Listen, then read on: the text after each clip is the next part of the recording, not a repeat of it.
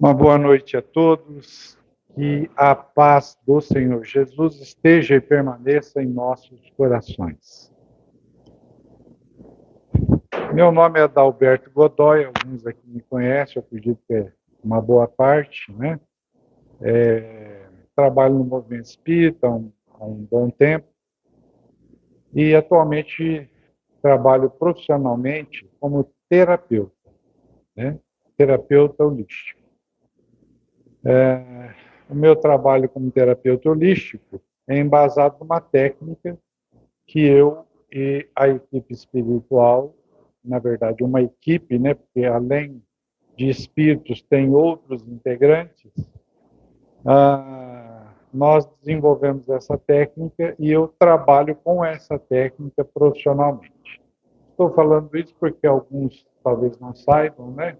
Estou aproveitando para mostrar esse lado do trabalho.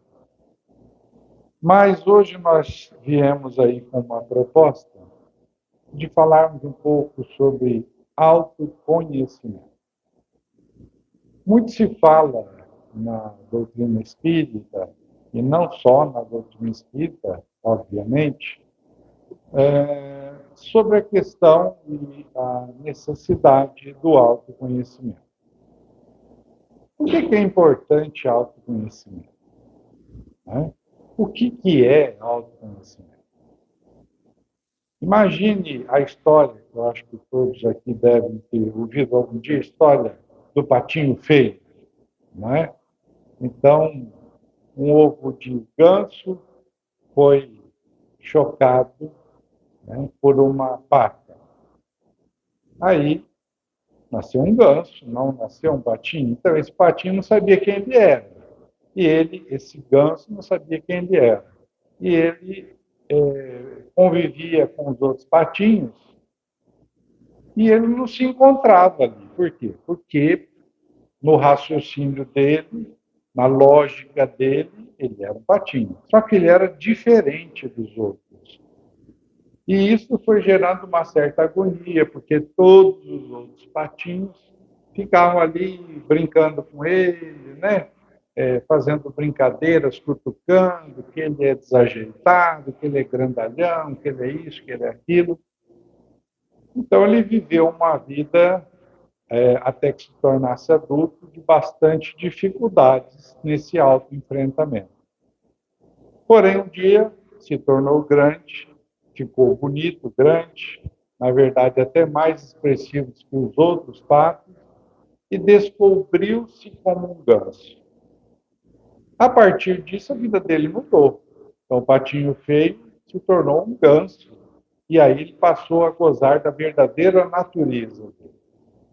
Obviamente, a partir disso, há um crescimento nas relações, não é? E você passa a viver a sua realidade com integralidade. Eu sou o que sou. Isso é extremamente importante. O desconhecimento do ganso, ou do gansinho, levou a passar uma vida inteira até se tornar adulto em sofrimento por não saber quem era. Mudando a história, a mesma coisa aconteceu com o ovo de galinha, que também foi chocado no ninho da faca. Cresceu um ser diferente, não era igual aos patinhos e tal. E essa galinha cresceu, se tornou grande, adulta, e a realidade de não saber quem era terminou de uma maneira muito triste. Foi quando a galinha quis nadar. Então ela morreu afogada. Então, você não saber quem você é, ou nós não sabermos quem nós somos, tem todos esses impositivos. Eu perco tempo na vida fazendo coisas que não diz respeito a mim, que não fazem parte da minha programação reencarnatória. Na maioria das vezes, faço essas coisas para agradar outras pessoas e vivo um grande vazio existencial. porque não me encontro na maneira como eu vivo, nas coisas que eu faço, nas coisas que eu faço. Boa parte das vezes, quando eu não sou eu mesmo, eu vivo repetindo frases de outras pessoas, comportamentos de outras pessoas. Então, é muito importante o autoconhecimento para que eu possa ser simplesmente eu mesmo. Mas é fácil assim? Fácil. 8 bilhões de pessoas não se conhecem, na melhor das hipóteses. Eu estou falando só dos encarnados, né? Que a população geral do planeta passa de 30 bilhões, entre desencarnados e encarnados. Então, nós não sabemos quem somos. Mas como assim? Eu sou um espírito, tá? Mas o que é espírito? Qual é a decorrência de você ser espírito? Só isso não responde a pergunta. Né? Eu estou num corpo, sou espírito, quem já chegou a essa conclusão, está indo bem. Mas a coisa é muito mais profunda que isso. Por isso, a compreensão de si mesmo é um fator de crescimento e expansão da consciência. Quando nós nos integramos e entregamos ao Ministério do Autoconhecimento, nós passamos a viver uma vida que nós podemos chamar de real ou que está se aproximando da realidade. As vidas que nós vivemos, na grande maioria das vezes, são vidas idealizadas. Então, meu pai fez tal coisa, meu avô fez tal coisa, eu vou fazer tal coisa. Isso é uma idealização. Porque meu pai usa 44, meu avô usava 44, eu vou com um pé que cabe 36 usar um sapato 44. Falta aí estímulos para o autoconhecimento. Qual é a minha realidade? Do que eu estou falando quando eu estou falando de mim? Olha como é importante isso. Pessoas que vivem apenas reproduzindo coisas de outras pessoas, elas não sabem o que eles mesmos pensam de si e da vida. E isso vai nos segurando a marcha, vai nos retendo a marcha, sem que nós possamos verter toda a luz que nós temos. Mas nós temos luz, ou se temos. Deus essencialmente é amor, é luz. Nós somos filhos de quem? De Deus. Por herança genética, na genética espiritual, nós também somos luz, porque somos filhos de Deus. Dessa forma, trabalhar para que essa luz possa se expandir na forma de consciência, gerando a possibilidade de crescimento, é o maior objetivo da nossa encarnação. Às vezes até choca um pouco falar disso, que o maior objetivo é a nossa autoiluminação. Por quê? Porque eu posso vir, reencarnar, uma programação reencarnatória, posso começar a conhecer as coisas espirituais, as coisas psicológicas, e levar a minha vida fazendo coisas que não alteram de maneira significativa o pacote que eu trouxe de outra encarnação. Todos nós trazemos um pacote que está listado em nosso inconsciente. A programação reencarnatória é feita em cima disso. Vem o pacote. Aí a gente reencarna e fica confuso com a reencarnação. Porque a reencarnação, nós temos que lembrar que é um mergulho na carne, ou seja, na matéria. Nós estamos aqui, então, num ambiente que não é o nosso ambiente original, porque todos nós originalmente somos espíritos. O nosso mundo de origem é um mundo espiritual. É até engraçado quando ouvimos algumas pessoas, quando ouvem falar nosso lar, aeróbios, hospital, médico, gente, esse povo é louco, esses espíritos. Quer dizer que para o lado de lá é igual aqui? Não, aqui é igual lá. Com 500 anos de atraso, no mínimo. Aqui é uma cópia imperfeita do mundo espiritual. A coisa acontece lá para depois acontecer. Quando nós perdemos essa referência, nós criamos esse céu, né? Esse céu ilusório, onde desencarna, o sujeito vai ficar sentado nas nuvens, tocando lira e vendo os anjos cantar. Obviamente não é essa a proposta. O Cristo vem com uma proposta de transformação. O Evangelho do Cristo nos incita à transformação. E o nosso melhor trabalho é o trabalho de se transformar. É a partir daí que a gente começa a pegar a reta na encarnação. Então a gente começa a fazer um monte de coisas e tal, porque eu faço isso com fulano, com ciclano, eu me formei nisso, eu tenho tantas faculdades, não sei o quê, não sei o quê. Tudo bem, ótimo, faça o que você achar que deve ou que pode fazer. Mas não perca o fio da meada. O fio da meada, a ponta final ali do processo é eu dar conta de mim mesmo.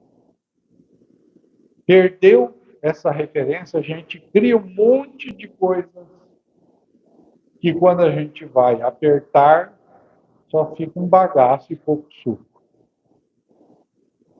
Dentro dessa proposta, o autoconhecimento ele tem que ter a ideia de um caminho. Então, o autoconhecimento é um caminho a ser trilhado. Isso eu acho legal ficar claro. Porque, na verdade, às vezes nós ficamos presos, por exemplo, a conceitos. Um livro que eu li, um curso que eu fiz, né? Uma profissão onde me leva a questionar as questões psicológicas e psíquicas. Tudo isso é importante, claro. Mas se eu não entender que eu tenho um caminho, e o meu caminho, o meu, do Adalberto, é intransferível. Esse caminho é intransferível. A importância dele é a importância da própria reencarnação.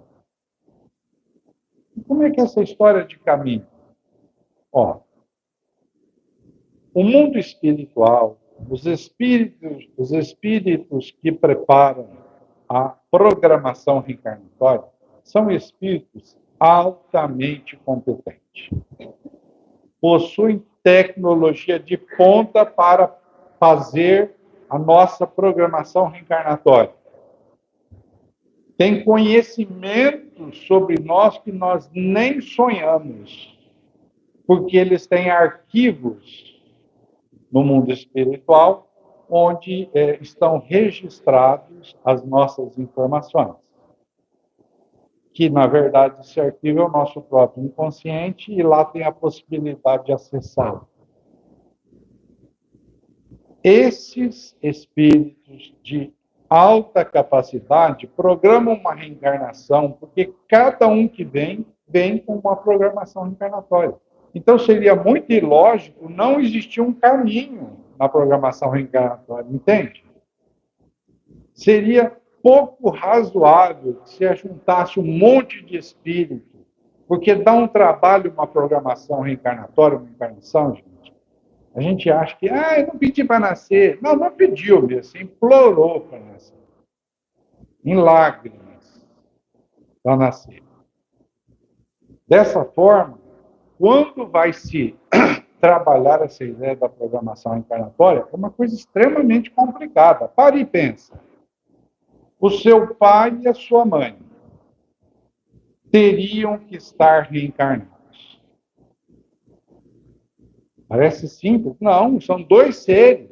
Um pode ter morado no Japão, outro em Portugal, até acertar tudo isso para os dois estarem encarnados num único lugar próximo, ou achar uma maneira de fazer os dois se encontrar. Dá para entender? É um jogo de xadrez isso. Olha a dificuldade. Aí você tem que estar no mundo espiritual nessa época.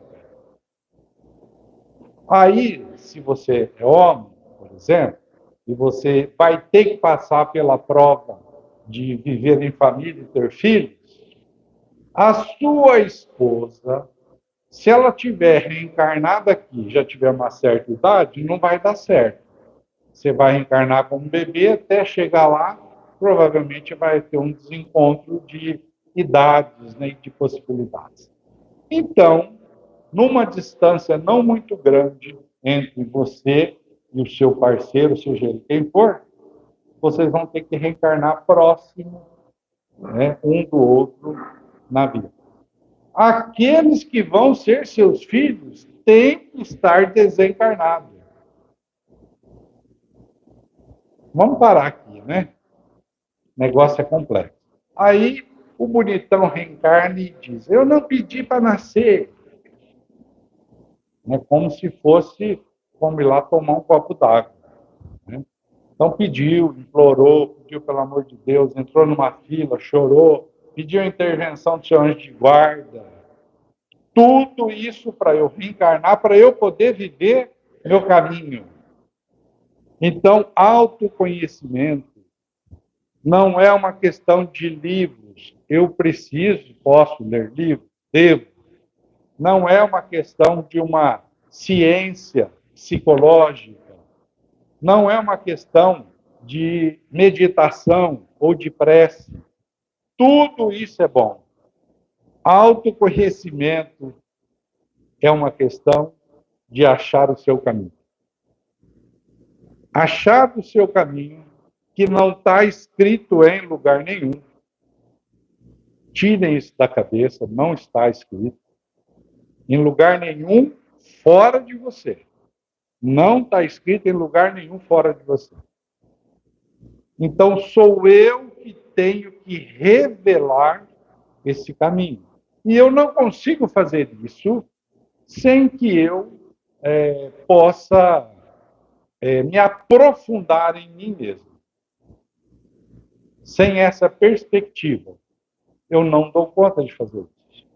Por isso que a maioria das reencarnações tem sido reencarnações xerox. Vocês conhecem reencarnações xerox?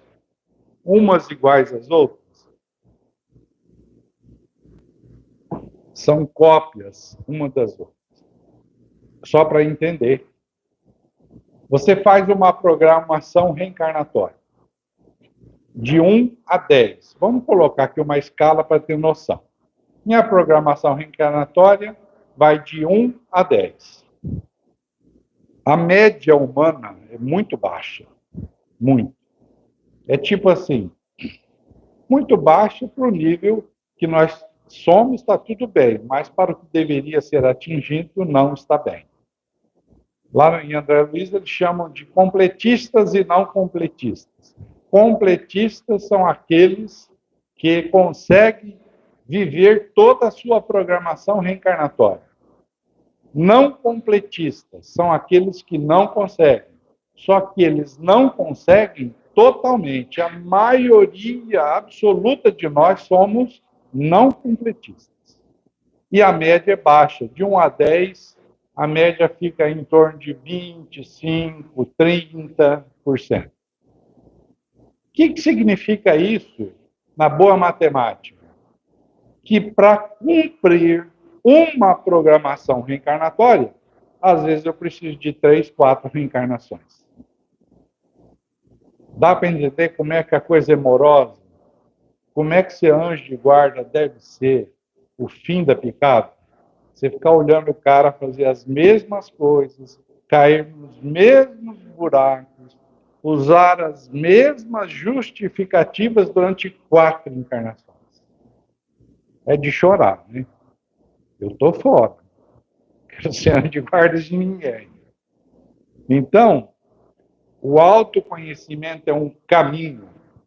E esse caminho vale simplesmente a sua libertação. Só isso. Só vale isso. Dá para entender também que, sendo tão importante, a vivência desse caminho é bem suave, bem sofrida. Ah, mas então eu vim para sofrer? Não, você veio para se auto-enfrentar.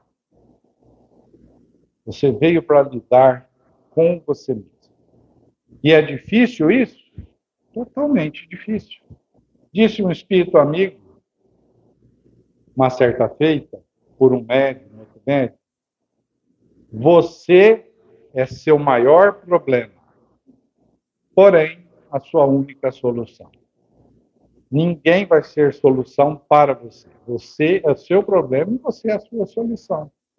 Que quando eu caminho para o autoconhecimento, eu começo a desatar esses nós. Então, a possibilidade do autoconhecimento é a possibilidade de achar o meu próprio caminho. Não acho o meu próprio caminho se eu não começar um processo para essa busca. As distrações do mundo são enormes. E é por isso que nós ficamos pulando de galho em galho, tentando ver, não, agora vai ser bom. Não, agora vai ser legal. Porque eu tenho medo de seguir aquele caminho que me leva a mim mesmo. Então eu fico olhando pessoas, rotulo pessoas, busco o caminho, tento buscar o meu caminho através do caminho de pessoas. E não existe isso. Você é dono e responsável pelo seu próprio caminho.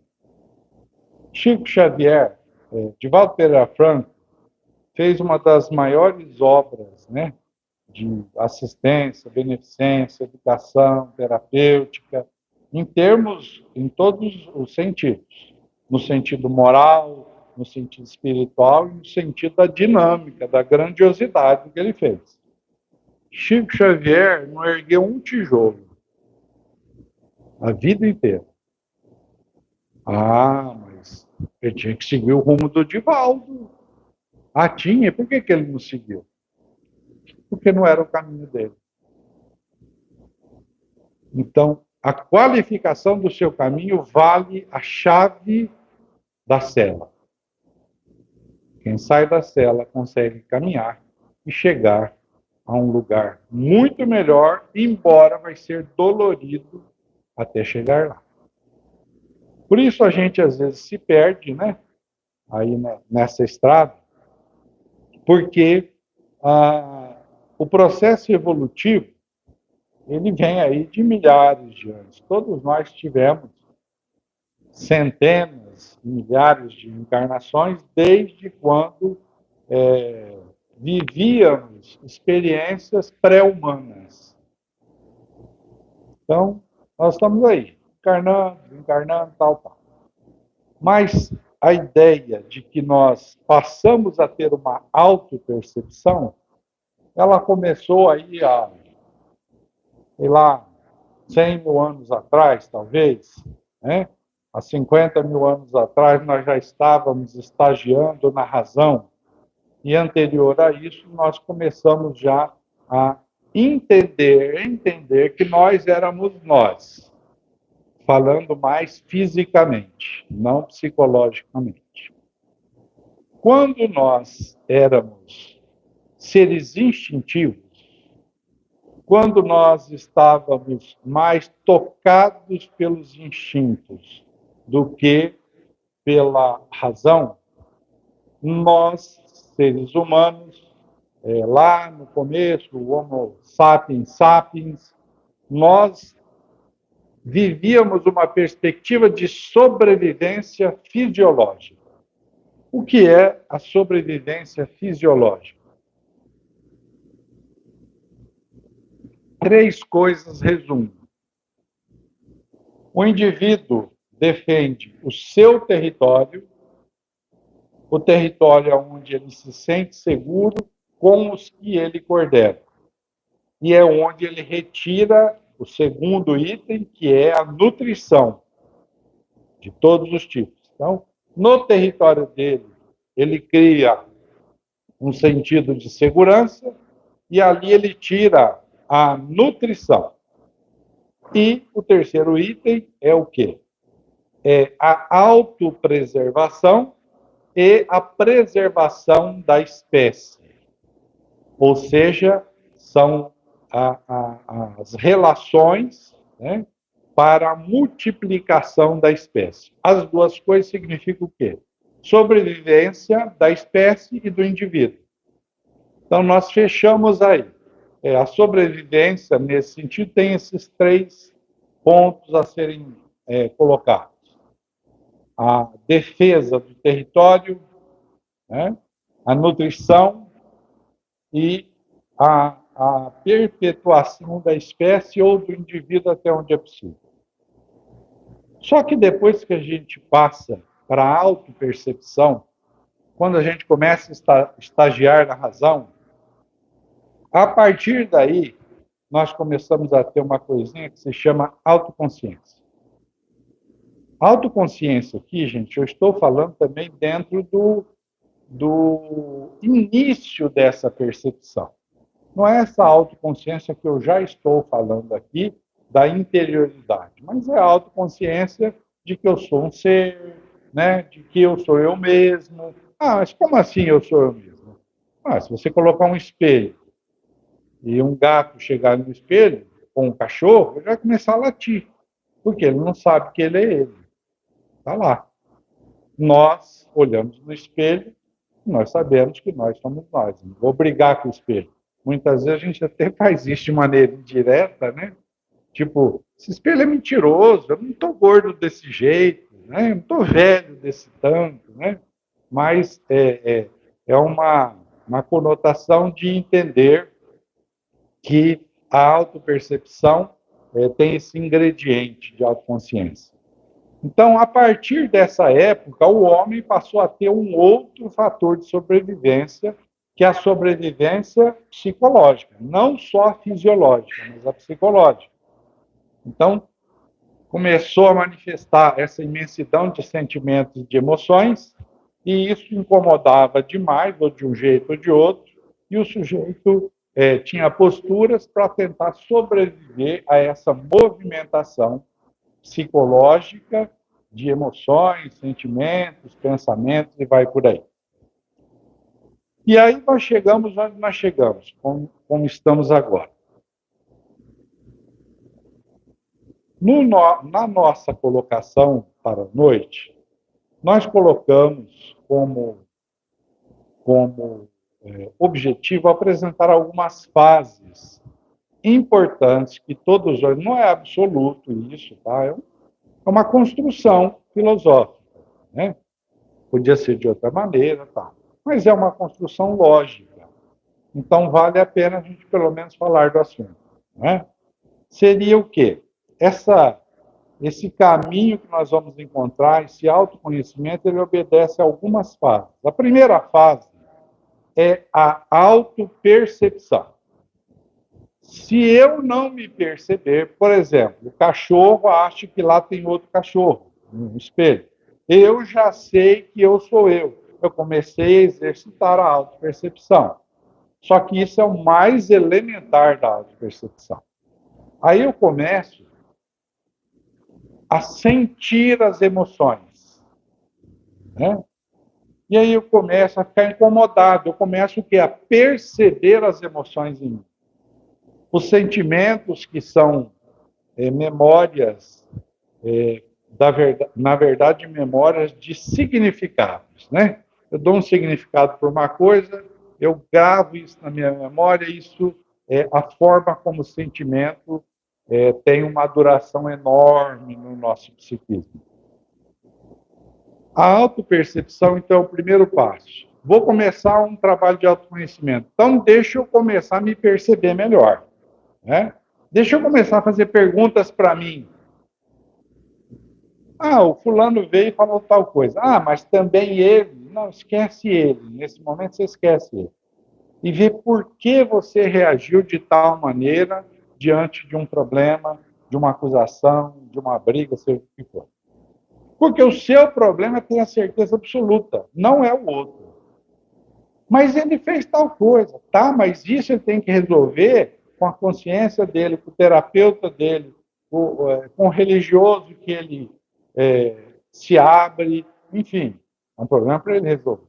O seu problema é resolver o seu problema. Então eu tenho que, no trabalho de autopercepção, começar a fazer perguntas para mim. Por que eu faço assim? Por que eu tenho medo disso? Por que eu faço daquele outro jeito? As perguntas vão te levar a um outro momento que é o autoconhecimento. Então, a autopercepção te leva ao autoconhecimento. No autoconhecimento é justamente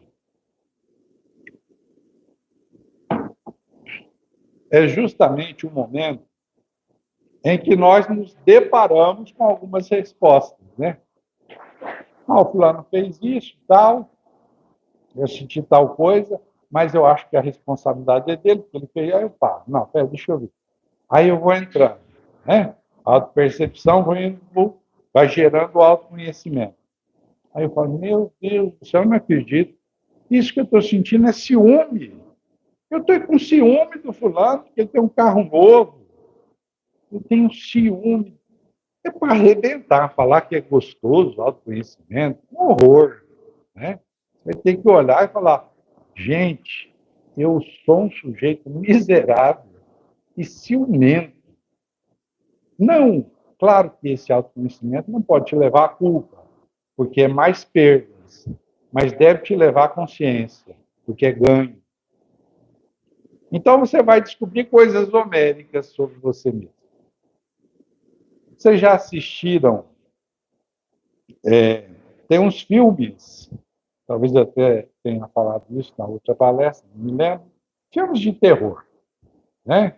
Que o sujeito está possuído pelo demônio. Na liturgia de algumas religiões cristãs, considera-se que, se o demônio falar o nome dele, ele perde a força. Uma crença. Então, nesses filmes, se alguém já assistiu, vai ver, demônio, fala o seu nome, fala o seu nome. Então, o exorcista pega lá o crucifixo e aperta o demônio para ele falar o nome. Uma coisa extremamente igual a isso, semelhante, acontece conosco. Só que somos nós, olhando para nós, olhando para o nosso sentimento e falando, demônio, fala seu nome. O demônio interior são essas emoções mal resolvidas, esses sentimentos. Demônio, fala o seu nome, quer dizer. Eu preciso saber o nome do sentimento que está me movimentando, senão eu não vou dar conta de conhecê-lo. Num terceiro momento, se eu tenho o autoconhecimento, eu passo a ter autoconsciência. Então eu passo a ter consciência de mim mesmo. Aí a coisa já começa a andar legal. Né? Autopercepção, autoconhecimento, autoconsciência. É irremediável. Se você chegou ao ponto da autoconsciência, você se torna autorresponsável. Autorresponsável. Então não tem mais essa de que eu fiz porque o fulano falou, eu deixei de fazer porque não sei o quê. Não. Eu sou responsável por tudo que eu faço. Mas o fulano, isso é responsabilidade dele, para ele ver com a consciência dele. Não é para você, você tem que ver a sua parte. E quando nós finalizamos esse trajeto, nós entramos na maturidade espiritual. Aí sim, aí a coisa. Quando eu sei que eu sou responsável por tudo que eu penso, falo, pelas minhas ações, né?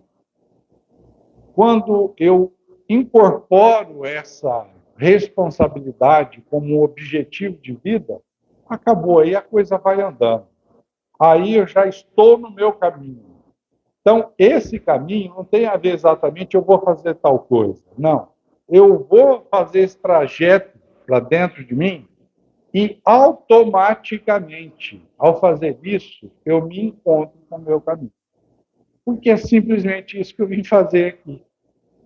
Deixar de fazer isso para fazer outras coisas, eu não posso dizer que não tenha mérito, mas posso dizer que um dia nós vamos chegar no mundo espiritual, como se Deus estivesse lá de barbas brancas, sentado no seu trono, com seu cetro, sua coroa, e você chega lá todo, né, ó, fiz tal coisa. Aí Deus dá uma olhadinha para você, diz assim, ó, só quero saber uma coisa. O que fizeste de ti mesmo? Acabou o papo. É só isso que ele vai querer saber. Então, dentro dessas possibilidades, vamos pensar nisso.